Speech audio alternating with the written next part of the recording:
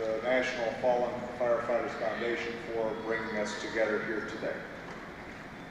Most especially, I want to say how honored I am to be with the families of the fallen and express the gratitude of the nation for the sacrifices that you and your families have made on behalf of others. You know, Scripture tells us, as each one has received a special gift, employ it in serving one another as good stewards of the manifold grace of God. Employ it in serving one another. Every single day across our country, men and women leave their homes and their families so they might save the lives of people that they've never met. They are good stewards, serving their neighborhoods, their communities, our nation, with courage, and fortitude, and strength. We can never repay them fully for their sacrifices. But today we gather to honor 87 brave firefighters who gave their lives in service to us all.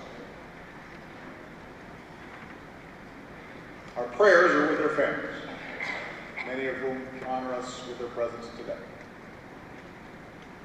You remember them as moms and dads, siblings and spouses, friends and neighbors. Today we remember them and salute them as the heroes that they were. It's hard to think of a more selfless profession than firefighting.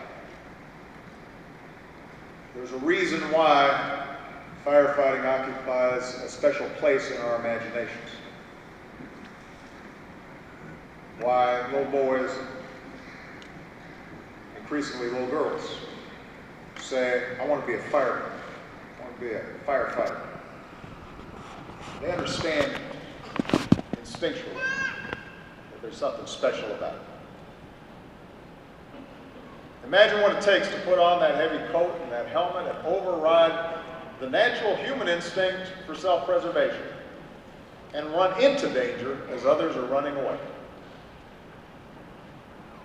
To literally walk through fire, knowing that you might never make it out because you're trying to save people that are strangers. And yet the fallen that we honor today would probably have said that they were just ordinary Americans who were doing work they believed in, carrying on a tradition as old as America itself. There's a humility that seems to be part of being a firefighter. From rural communities to inner cities, those we honor today lived a fundamental principle that binds us all as Americans, that I am my brother's keeper, I am my sister's keeper, that we look out for one another, that there's something bigger than each of us individually that we have to be true to. We honor men like Michael Garrett of West Virginia. Mikey, as he was known, started out as a junior firefighter at the age of 16. Became an EMT by 18. Was on his way to graduating with an associate's degree in emergency services. His mom, Faith, says Mikey was always smiling, always a practical joker. If you turned around, your cell phone would be in the pool. And he was always the guy you could call on in a pinch, no matter how busy he was. Between school and work and being an EMT instructor himself, he'd be there to help. And in February of last year, Mikey was pulling a seriously injured utility worker out of harm's way when a cell tower came crashing down, and he was only 28 years old. 28 years old. He's survived by faith, his dad Dale, his 4 siblings, And he will always be remembered by his community as a good man devoted to helping others. That's who he was. And he typifies what it means to be a firefighter and to serve others. That's who Kevin Bell was too. Kevin was that rare combination of full-time firefighter and part-time DJ.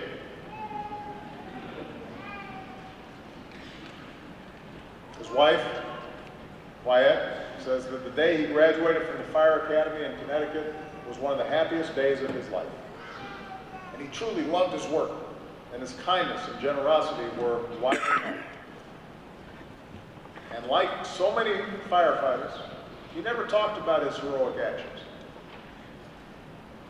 His daughter Raquel says that she would later hear from those he had helped above and beyond the call of duty.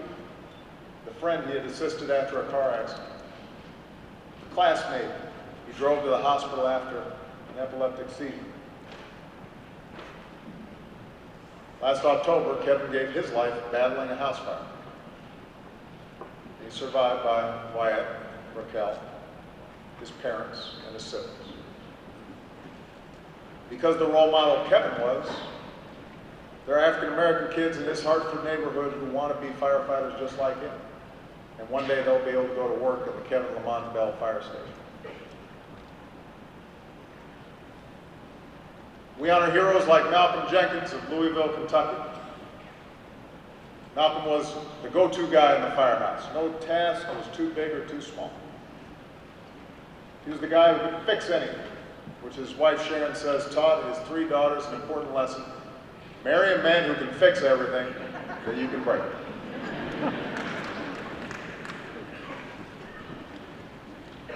Malcolm was a farmer when, many years ago, the county put out the call for volunteer firefighters. He rose to become a major and helped develop the Kentucky Regional Fire Training Academy, which has trained hundreds of firefighters to serve their communities. Last October, Malcolm succumbed to a heart attack. And today, in Malcolm Jenkins, we remember not just a great firefighter, but a loving son, husband, father, grandfather, and friend. These are the kinds of individuals we honor today.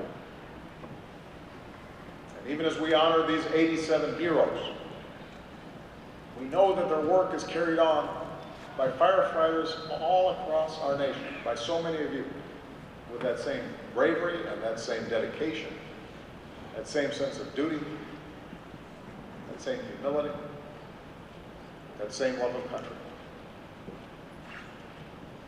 In recent years, you've battled some of the most severe wildfire seasons in American history. So far this year, nearly 50,000 wildfires have burned more than 9 million acres, an area larger than the entire state of Maryland. At the season's peak, 32,000 firefighters were battling blazes from California to North Carolina. 13 have lost their lives. Today we honor them as well. And we reaffirm that as a nation, we must work to prevent fires, and we must give firefighters the equipment and the support that they need to get the job done and to come home safe. That's what we owe every one of you.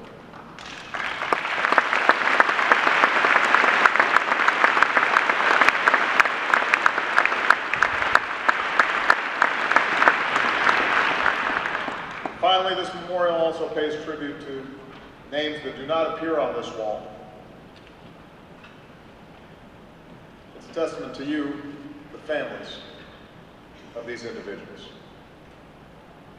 The families who stand alongside every firefighter across this nation. Because the brotherhood of firefighting doesn't stop at the firehouse wall. It extends to every community across our country. To every mom and dad, every spouse, every child who waits for their loved one to come home at the end of the shift. All of you are united by an unbreakable bond of strength and sacrifice. This is your family too. For the families of the fallen, we know that the words alone can't ease the pain of your loss. But perhaps it helps a little bit to know that the American people stand with you in honoring your loved ones. We admire them. We cherish the work that they do. We hold you in our hearts, today and always. We offer you our deepest condolences and our prayers and our eternal gratitude. These are extraordinary people that we honor here today. They're extraordinary Americans. They set an example for us all. May God bless these fallen heroes. May He watch over their families and all who protect us. May their shining example inspire us all in our own lives, as each one has received a special gift. Employ it in serving one another as good stewards of the manifold grace of God.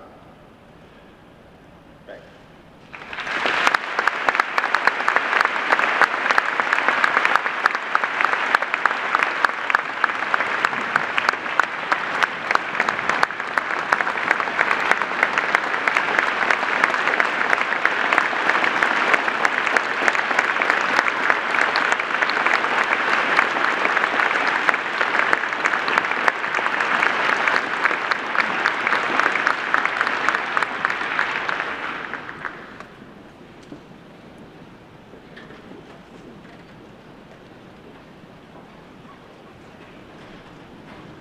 Be seated, please.